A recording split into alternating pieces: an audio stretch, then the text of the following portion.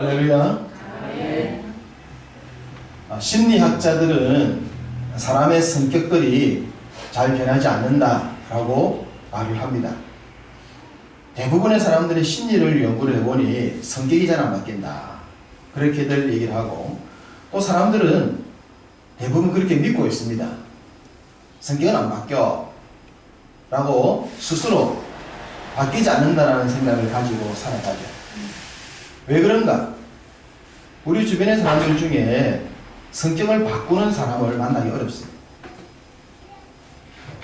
성격을 바꾸었다라고 얘기하는 사람을 만나기도 어렵고, 바꾸었다는 사람도 없기 때문에 안 바뀐다 생각하는 겁니다. 또 성격을 바꾼다 한들 그게 뭐 나한테 도움 되겠냐, 그런 생각 가지고 성격은 바뀌지 않는다라는 생각 가지고 살아가는 것이 대부분의 사람들의 모습이라고 합니다. 사람들은 자신의 성격에 대해서 만족하는 사람들은 그렇게 많지 않습니다. 많은 사람들이 자신의 성격을 좀 바꾸고 싶어요.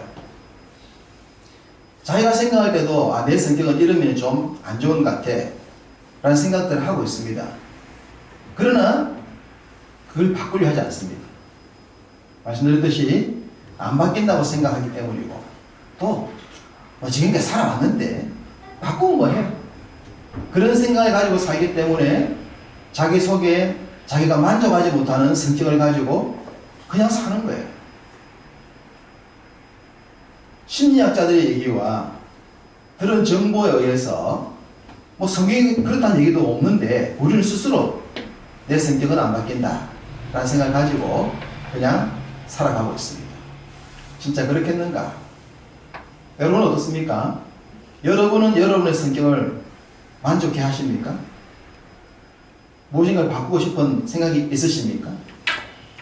그런데 바꾸면 뭐해? 또 안 바뀌어. 그런 생각들에 의해서 그냥 그렇게 살아가고 있는 것은 아닌지 한번 진단해 보았으면 합니다. 많은 사람들 중에 제법 성공한 사람들, 큰 업적을 남긴 사람들을 만나보거나 그분들의 이야기를 들어보면 무엇인가를 바꿨다는 겁니다. 남들이 불가능하다고 말하는 현실적 문제를 바꾸거나 자신의 성격 때문에 새로운 세계를 만들 수 없었던 환경 속에서 성격을 바꾸거나, 대부분 안 된다 그럴 때에 그 안 된다고 하는 것들을 바꾼 사람들이 성공한 사람들이다, 특별하게 무엇인가를 남긴 사람들이다 라고들 하고, 또 그들은 그렇게 고백들 하고 있습니다. 예술가들 가운데 미켈란젤로라는 사람이 있습니다. 많은 멋진 조각품들을, 예술품들을 남겼습니다. 그분이 작품을 만들 때 일반 사람들 눈에는 보이지 않는 것을 그는 보았다 그럽니다. 큰 돌덩이, 너무 커서 쓸모없는 돌덩이, 모양이 이상해서 쓸모없는 돌덩이인데 미켈란젤로의 눈에는 그 속에 붙들려 있는 천사가 보였다고 그럽니다. 당신이 어떻게 이렇게 위대한 작품들을 남겼습니까? 라고 물었을 때에 그 속에, 돌 속에 들어있는, 숨겨져 있는 천사를 붙들고 있는 돌 조각들을 떼주었더니 그 안에서 천사가 살아나왔다, 작품들이 나왔다 라고 했습니다. 보통 사람들 눈에는 돌이고 쓸모없는 돌인데 그분의 눈에는 그 돌을, 필요 없는 것들을 제거해내면 위대한 작품이 나온다라고 그의 눈에 보였기 때문에 그는 그렇게 그 돌들을 가지고 지금까지 사람들에게 칭송받는 작품들을 만들어낸 겁니다. 우리 속에도 숨겨져 있는 엄청난 보물들이 있고 가능성들이 있습니다. 그런데 그것이 때로는 돌 속에 들어있는 것처럼 붙들려 있는 거예요. 이걸 제거하는 작업은 우리의 몫입니다. 내 삶에 내 인생을 바꾸고 내 인생을 성공인생 만들어가고 지금보다 더 나은 삶을 살기 위하여 나를 붙들고 있는 쓸모없이 나를 짓누르고 있는, 내가 생각할 때도 좀 바꿨으면 좋겠다고 생각되어지는 그런 요소를 그냥 평생 안고 살아가는 것이 아니라, 힘들지만 성공 가능성이 희박하지만 그것을 깨내는 작업들을 통하여 바꿔나간다면 우리의 삶이나 우리의 성품이나 우리의 생활 스타일이 달라지지 않겠습니까? 2021년도 아직 1월달이 다 지나지 않았습니다. 올 한해도 우리가 무엇인가 새로운 도전을 좀 하면 좋겠습니다. 여러분 스스로에게 내 성격의 어떤 변화라든지 삶의 변화라든지 새롭게 나아가고 싶은 것들을 목표로 한번 정해놓고 그것을 이루기 위하여 애를 쓰는 훈련한 시간을 갖는다면 한 해가 지날 때에 좀 더 나은 모습으로 변화된 모습이 나타나지 않을까라는 생각을 하게 됩니다. 오늘 말씀을 통해서도 그런 도전을 받으시기를 축복합니다. 오늘 본문 22절과 24절에는 옛 사람과 새 사람이 나옵니다. 두 사람이 아닙니다. 같은 사람입니다. 같은 사람인데 그 사람 속에 옛 사람도 있고 새 사람도 있는 겁니다. 두 사람이 공존하는 겁니다. 옛 사람이란 예수님을 인격적으로 만나기 전 상태라고 할 수 있겠고, 결단과 결심을 통하여 새로운 사람으로 발전해 나가지 않는 사람이라고 할 수 있습니다. 우리는 타고난 옛사람의 모습을 가지고 있지만 믿음 생활을 하고 주님을 만나고 난 뒤에 거룩한 도전과 성장과 발전을 위해서 새롭게 결단해야 새 사람이 될 수가 있는데, 그러지 못하고 여전히 옛 것에 매여서 옛 사람처럼 살아가는 그런 모습을 가지고 있기 때문에 성경은 바로 그 옛 사람을 벗고 새 사람을 입으라고 한 것입니다. 내 속에 들어있는 새 사람이 천사처럼 나올 수 있도록 붙들려 있는 돌 조각들을 깨어내는, 벗어버리는 그 작업, 옛 것들을 제거하는 작업을 통하여 새 사람이 될 수 있다라고 말씀하십니다. 그러니 이 몫은 우리의 몫인 겁니다. 우리가 아무리 기도하고 경건생활을 한다 하더라도 내가 나를 누르고 있는 옛 것들을 벗어버리는 훈련을 하지 않는다면 어떻게 하나님의 은혜와 하나님께 주신 말씀들을 얘기할 수 있겠습니까?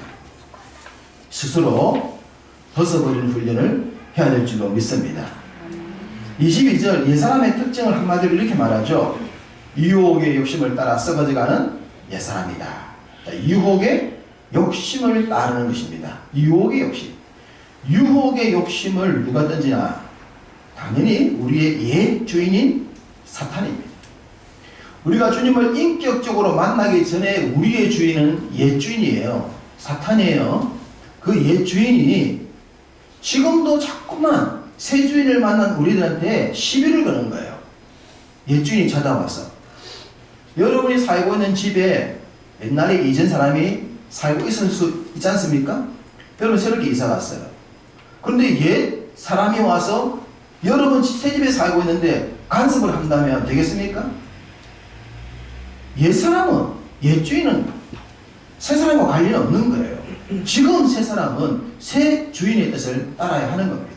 그런데 우리들 속에는 옛 사람이 남아있단 말이에요. 옛 사람이 남아있기 때문에 사탄이 그걸 알고 계속 우리의 옛 사람을 건드리는 거예요. 옛 성격 나오게 만들고, 옛 습성 나오게 만들고, 옛 생활 스타일로 돌아가도록 자꾸만 사탄이 시비를 거는 겁니다. 바로 유혹의 욕심을 따라 사탄이 옛 사람을 건드려서 썩어져 죽게 만드는 그것을 벗어버리는 훈련, 결단, 노력. 이것이 새 사람으로 나아가는 모습이고 새 사람의 성도의 특징입니다. 그럼 좀 더 구체적으로 옛 것을 벗어버리고 새 사람이 되어라 라고 말했는데 옛 것이 무엇인가? 옛 사람의 특성이 무엇인가? 그것을 알아야 합니다. 자, 25절을 보시죠. 25절을 보시면 그런즉 거짓을 버리고 각각 그 이웃과 더불어 참된 것을 말하라. 이는 우리가 서로 지체가 됨이라. 우리가 옛것을 버려야 되는 첫 번째는 거짓말입니다. 거짓말을 버려야 됩니다. 왜? 이웃 관계와 지체 관계 때문입니다. 우리 주변은 이웃들이 있잖아요. 믿음 생활에 지체들이 있잖아요.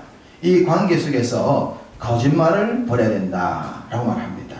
거짓은 옛사람의 특징이고 유혹의 욕심을 던지는 사탄의 특징입니다. 그러니 거짓말하지 않는 삶을 살도록 노력을 해야 되는 거예요. 근데 사람들이 왜 거짓말하는가? 대부분 좀 불리할 때죠. 손해에서 따졌을 때 나에게 불리하다 싶으면 거짓말을 많이 합니다. 바로 사탄이 우리에게 유혹하는 불리하더라도 거짓말하지 않는 삶으로 나아가는 노력이 필요한데, 어쨌든 성경 속에서 한번 예를 찾아보겠습니다. 자, 여러분, 성경 속에서 사람들과의 관계에 있어서 대표적인 거짓말 사건을 꼽으라면 어떤 것이 있을까요? 예? 야곱의 얘기? 또요? 여러 가지가 있을 수 있을 거예요. 여러 가지 사람들과의 관계 속에서 거짓말 얘기 나올 수가 있는데, 저는 믿음의 조상 아브라함에 대한 얘기를 하고 싶습니다. 아브라함이 하나님의 부르심을 받고 약속의 땅으로 나왔지만 그 땅이 여의지 못하자 그 지역을 옮겨 다니는 일이 생겨요. 그럴 때 애굽으로 한번 옮겨가서 바로를 만나고 또 아비멜렉을 만나가지고 갈등을 일으키는 두 가지 사건이 나오는데, 애굽 왕 바로를 만났던 사건과 아비멜렉을 만났던 두 사건의 공통점은 자기 아내를 누이라고 속이는 일입니다. 아내를 아내라 부르지 않고 동생이라고 누구에게? 애국 사람들과 아비멜렉 사람들에게 얘기를 하게 되는 거예요. 왜 그 얘기를 했냐 하면, 혹시나 힘으로 사람들의 것을 약탈할 수 있는 시대다 보니 예쁜 아내를 데리고 있다라고 하면 나를 죽이고 아내를 뺏어갈까 두려워서 동생이라고 부르면 죽이지는 아니하고 뭐 다른 거래는 할 수 있다고 생각되어지니까 아브라함이 자기 아내를 아내라 하지 않고 누이라고 사람들에게 속였던 사건입니다. 두 번 있었습니다. 그런데 우리가 성경을 보게 되면 하나님이 아브라함에게 너 왜 아내를 누이라고 속였어? 사람에게 거짓말했어? 라는 말씀을 하지 않아요. 그 사건들에서는 하나님이 구원사를 이루기 위하여 아브라함을 변화시키는 그런 이야기에 초점이 맞춰져 있기 때문에 성경이 거짓말 얘기를 부차적으로 다루지 않고 그 분야는 그냥 넘어가 버립니다. 그래서 아브라함의 그 얘기 속에서 거짓말 때문에 아브라함과 사라와의 어떤 문제는 전혀 나오지 않아요. 나오지 않지만 그 문제 속으로 우리가 한번 들어가 보자는 겁니다. 성경은 말하고 있지 않지만 여기에 계신 많은 우리 여성들들 입장에서 남편이 여러분을 이렇게 했다면 여러분 마음은 어떻겠습니까?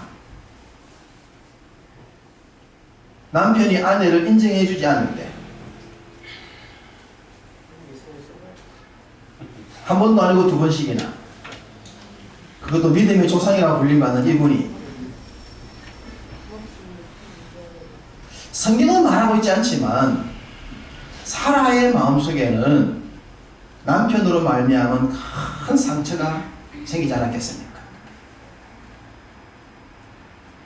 요즘이야 서로 자기 얘기들을 하는 시대지만 우리 부모님 시대에 우리 어머니들이 아버지에게 자기 소리 못하고 살았던 그런 시대, 성경 시대에 남성 중심의 사회가 되어서 여성들이 자기 소리 못하고 살았던 그런 시대에 여성들은 마음속에만 상처를 가지고 있었을 것입니다. 항의를 못했을 거예요. 시대가 그랬기 때문에. 그러나 모든 시대에 상처는 존재한다는 사실. 이 상처 어떻게 씻을 거예요?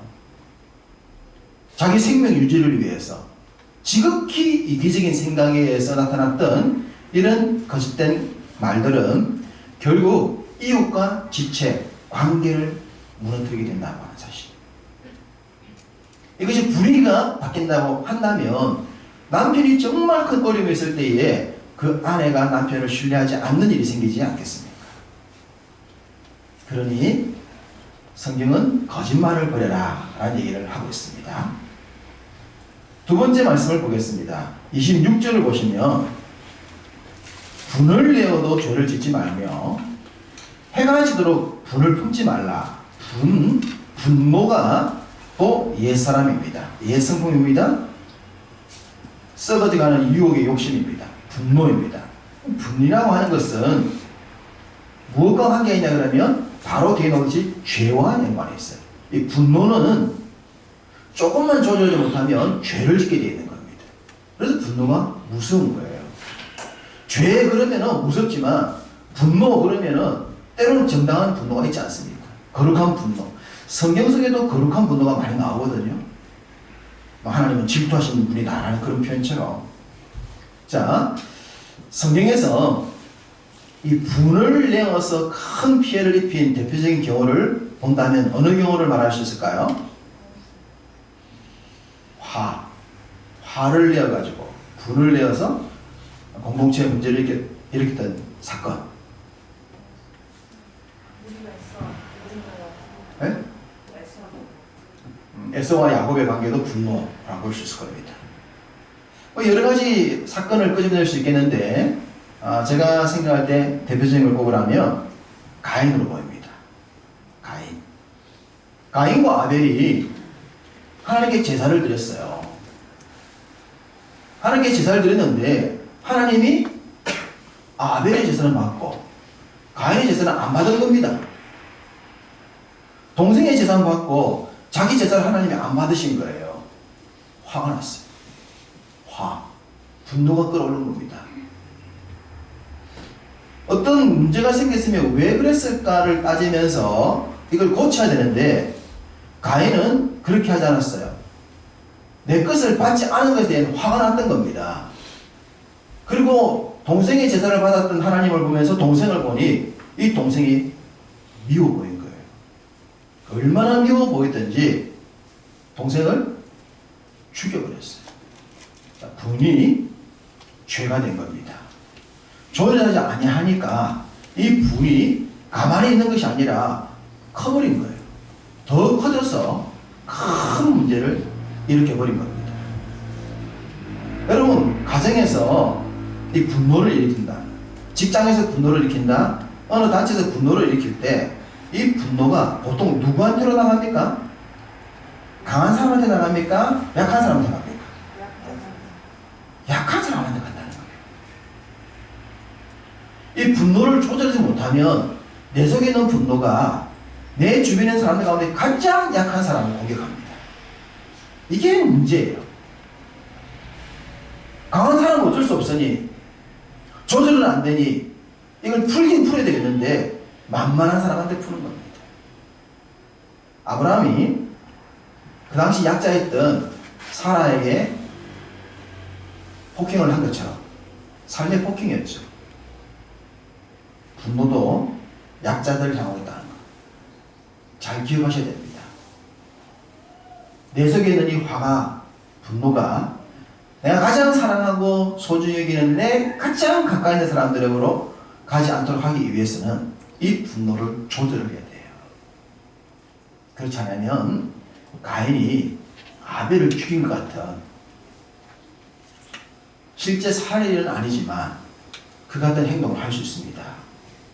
가정에서 자기가 조금 더 힘이 있다고 생각하시는 분 계시면 조절하십시오. 가장 가까이 있는 사람이 상처를 입습니다. 여러분, 가장 가까이 있는 약한 존재가 상처를 입습니다. 대표적인 자녀들이잖아요. 왜 오늘날 행복한 가정들이 많이 안 생깁니까? 자녀들이 상처를 입기 때문에. 왜 오늘날 결혼을 안 하려고 그럽니까? 우리 부모님을 봤거든요. 나는 저렇게 안 살고 싶은 거예요. 자식 안 놓겠다는 거예요.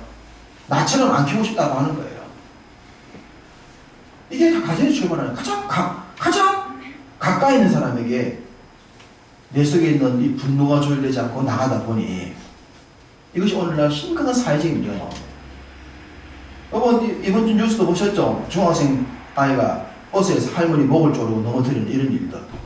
여러분 상상이 됩니까? 어떻게 연약한 그 할머니의 목을 조르고 넘어뜨리고 노인석에 앉았다고 야단치는 어른을 갖다가 어깨를 치고 가면서 막 욕을 해댈 수가 있습니까? 이게 가정에서 우리가 정상적으로 사랑받고 자랐다면 아이들이 화를 그렇게 안 내요. 그런데 이 애들 속에 화가 차 있는 거죠. 분노가.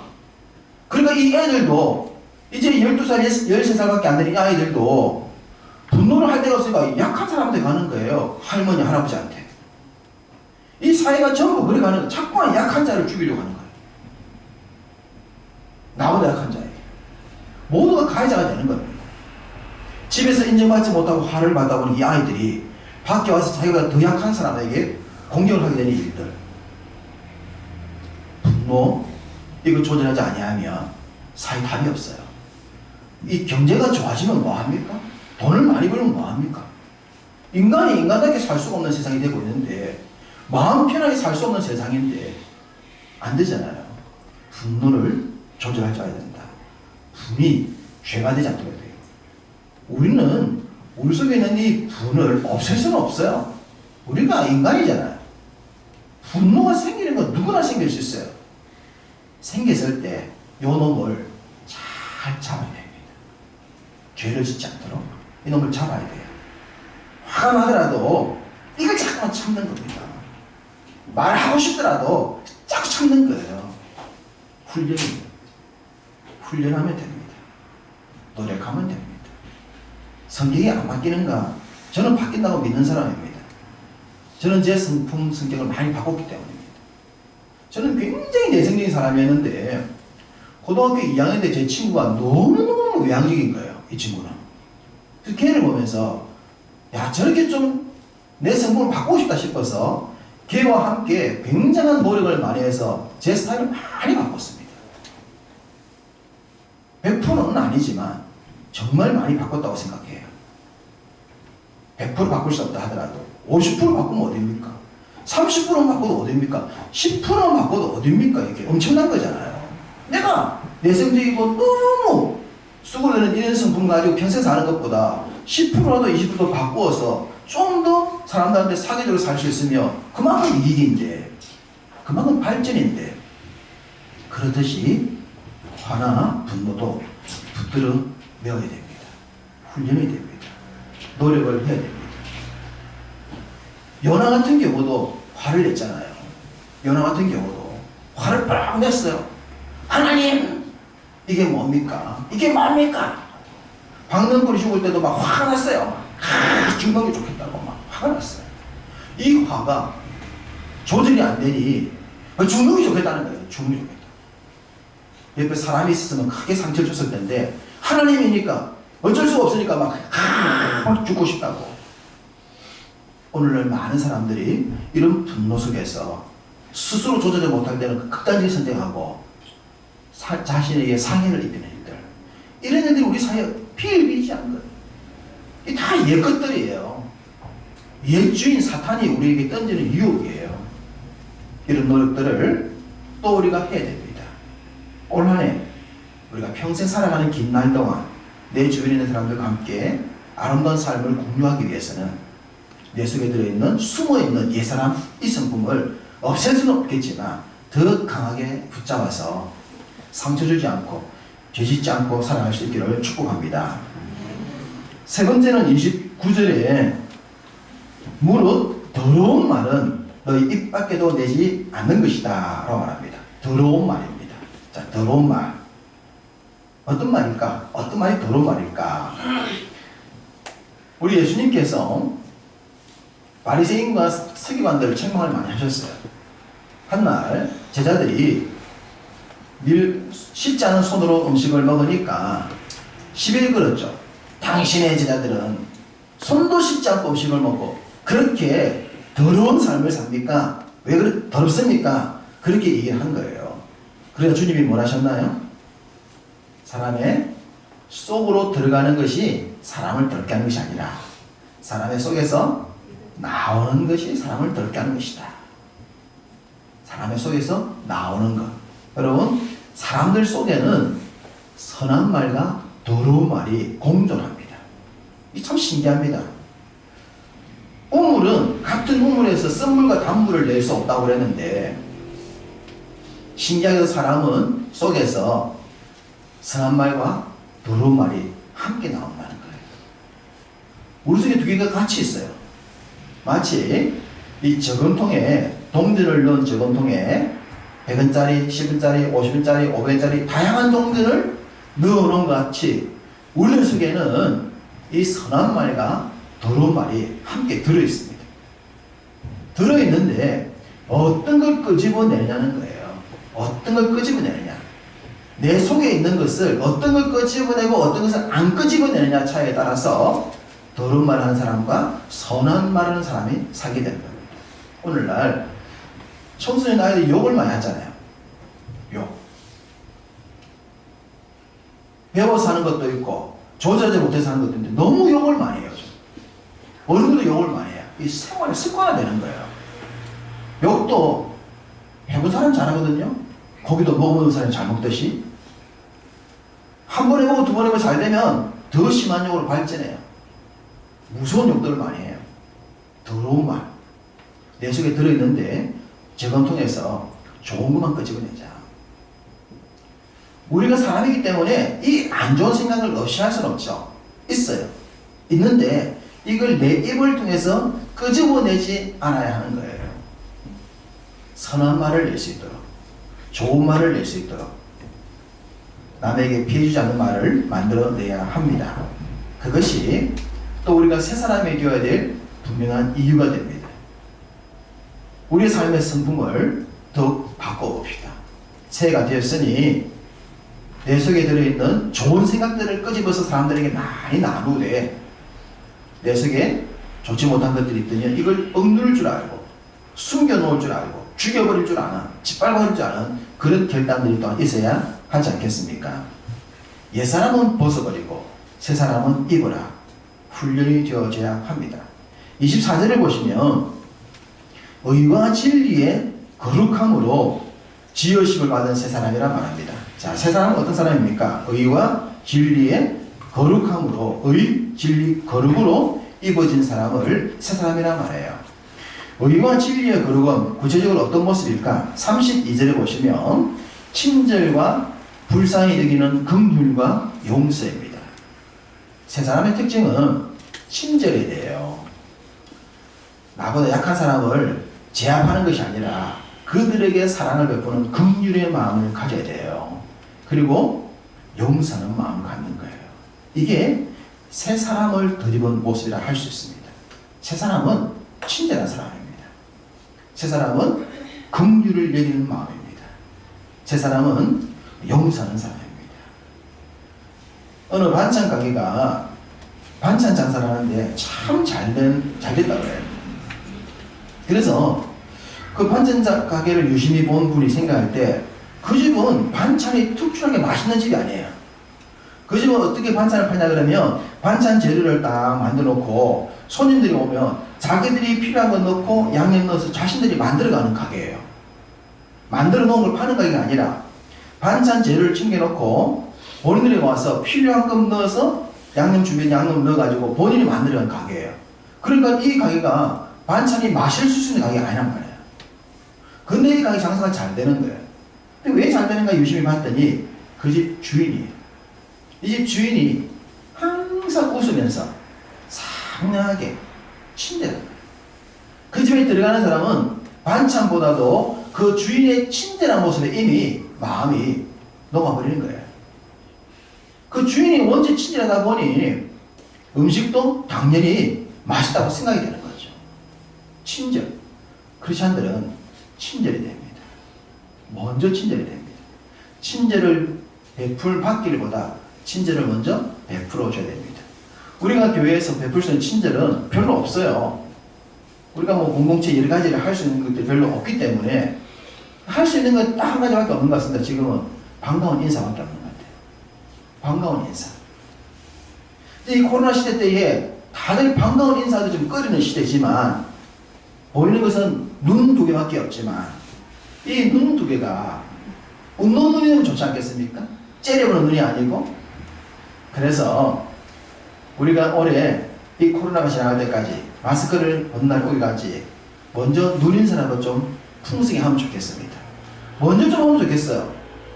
먼저.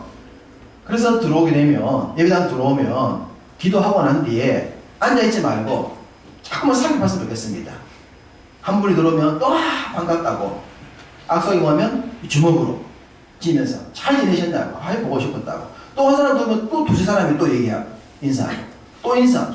그래서 우리가 숫자는 적지만, 상황은 그렇지만, 적어도 만남을 볼 때에 반가운 인사들 친절함만 나온다 하더라도 기분이 좋지 않겠습니까? 교회 갔더니 오늘 기분이 너무 좋아. 목사님 설교를 하는데 기억 나는 게 없는데 오늘 뭐 본들하고 막 반갑게 인사하고 주먹 좀 치고 했던 게 너무 기분 좋네. 다음 주도 기대가 돼. 이거 한번 바꿔보자는 겁니다. 바꿔보자는 겁니다.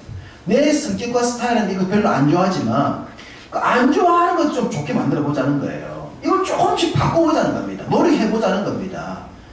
얼마 안 되는 사람들이니까.